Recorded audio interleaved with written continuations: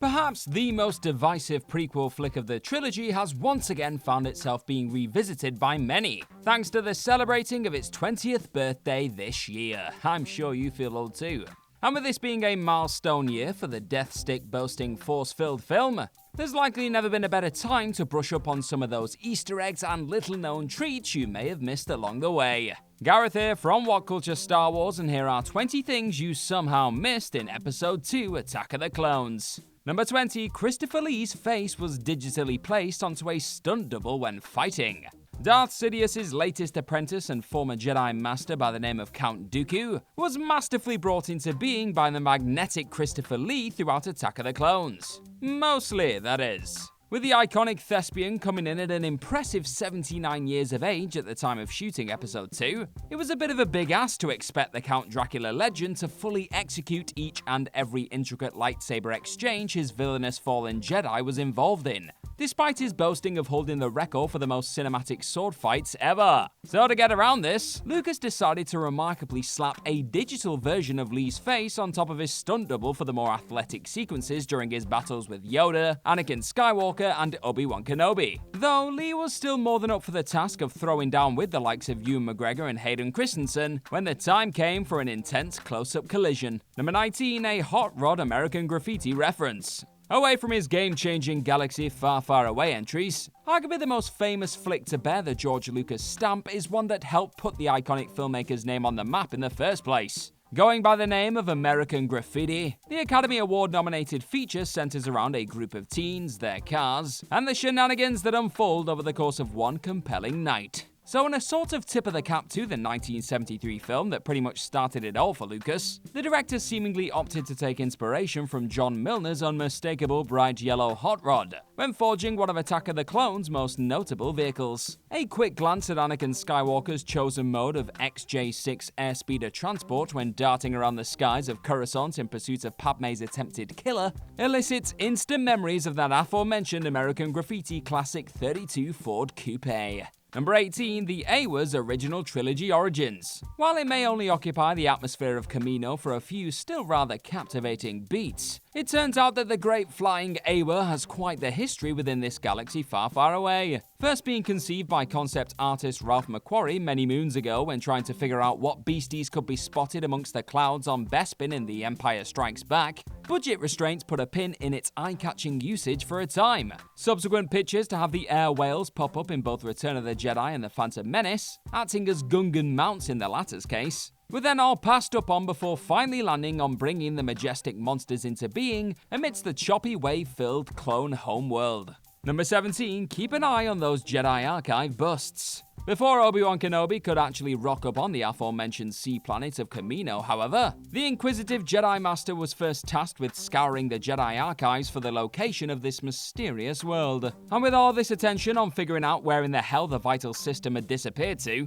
you'd be forgiven for missing some rather important faces being showcased in and around this sacred location, in the form of a number of supremely polished busts. Among the representation of the Lost 20, the Jedi who turned their back on the Order over the years, is the facial sculpture of Christopher Lee's Count Dooku, of course. But in a cheeky set of cameos of sorts, many of the statues crafted by ILM sculptor Richard Miller were actually of the behind-the-scenes creatives involved in the flick, with George Lucas, animation director Rob Coleman, and model supervisor Brian Gernand among the Jedi faces frozen in time. Number 16, it's the last Star Wars film released on VHS in the US. In another instance of yes, you're getting rather old, my friend, it turns out that this technologically obsessed second prequel entry actually also acted as the last of a dying breed too. With the age of the all-conquering DVD being well and truly upon us, Attack of the Clones holds the honor of being the last ever Star Wars flick to be released on VHS in the United States. That's because despite the now long since extinct taping tools still being in circulation around the time of 2005's Revenge of the Sith, the decision was made to only unleash those boxes on Europe and Australia, meaning the Attack of the Clones VHS was the last for the US. Number 15, a shark in an asteroid field.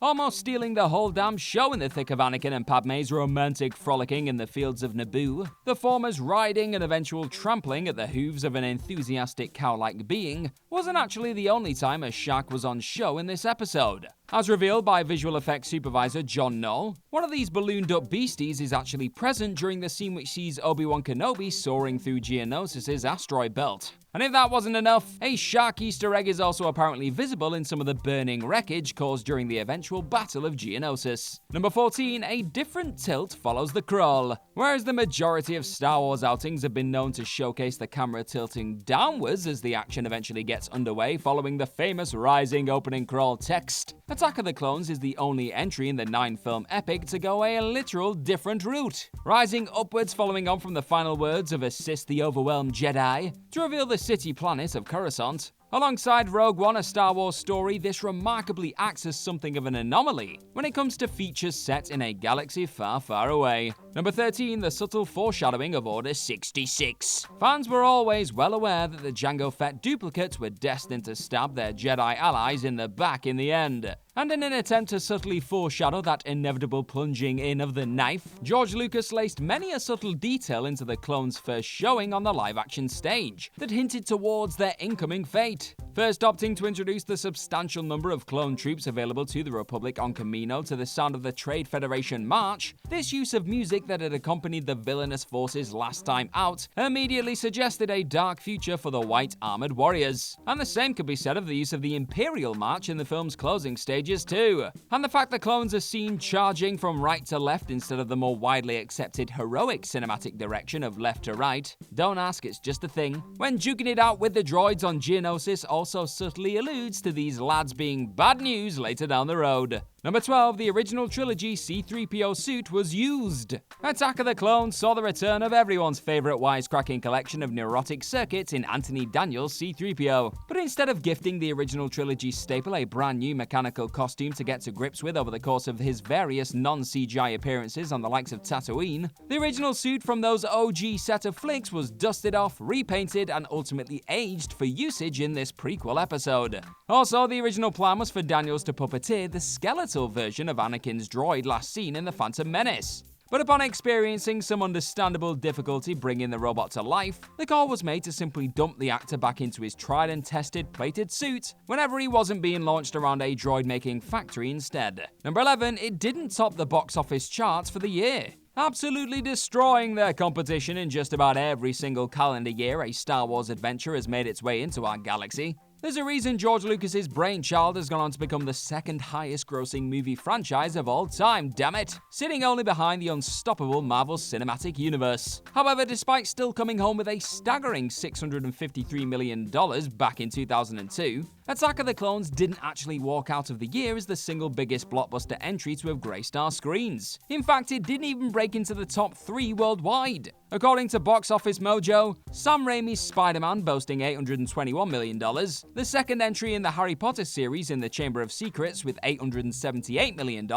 and Peter Jackson's second outing to Middle-earth with The Two Towers, which took in $936 million, all outperformed Lucas's Episode 2 when it comes to worldwide box office takings. The force wasn't as strong with this one as usual, it seems. Number 10, a bar full of familiar Star Wars faces. Upon entering one of the more vibrant hives of scum and villainy you're ever likely to find in their quest to find a slippery assassin, Obi-Wan Kenobi and Anakin Skywalker find themselves in the presence of none other than C-3PO actor Anthony Daniels and Jar Jar Binks performer Ahmed Best, as the two actors take on blink and you'll miss 'em extra roles within the Outlander Club. Joining these usually covered-up entities in the background of this buzzing space club are also R2-D2 handler Don Byes and his talented droid unit of Zeynep Selçuk, Justin Dix, and Trevor Tigay. Number 9, one of the few practical scenes. Sticking with this intergalactic clubland setting, it turns out that this was actually one of Hayden Christensen's favourite scenes to perform in. And no, not because it came equipped with a rather disturbing amount of G-strings for a supposedly PG family flick.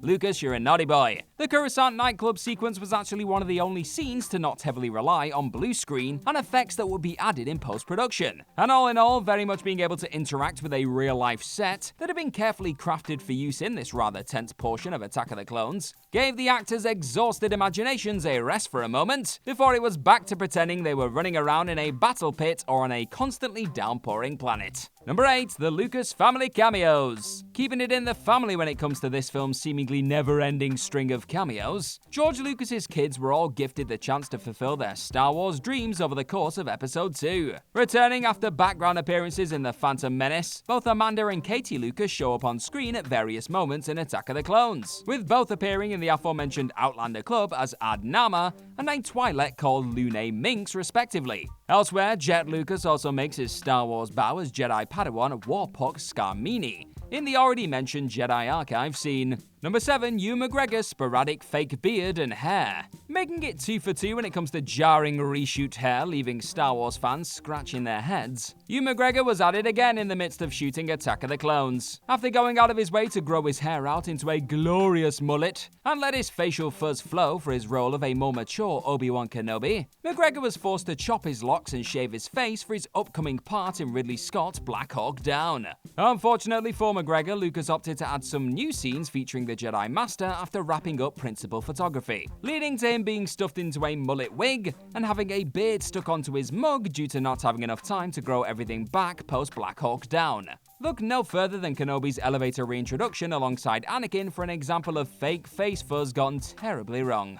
Number 6. There's not a single practical clone trooper on show. While his over-reliance on digitally crafting the various alien species, unusual locales, and various set pieces seen in this entry of his galaxy far, far away, still divides fans to this day. Most would happily admit that the forging of Lucas's titular clone army, using almost only said method of computerized creation, is still a hugely impressive feat to this day. This is all according to animation director Rob Coleman, who has gone on record to confess that not a single clone trooper was physically fully crafted for the shoot, with each and every Jango duplicate on screen being realized thanks to a combination of Industrial Light and Magic employees strutting around in clone helmets and the occasional set of footwear for motion capture purposes, and the technological CGI whizzes doing the rest. Number 5. The coincidental Vader foreshadowing. Alongside the eventual betrayal at the hands of the clone army, another prequel descent into darkness that was very much inevitable from the moment he arrived on the scene came in the form of Anakin Skywalker's inescapable transformation into the infamous Darth Vader.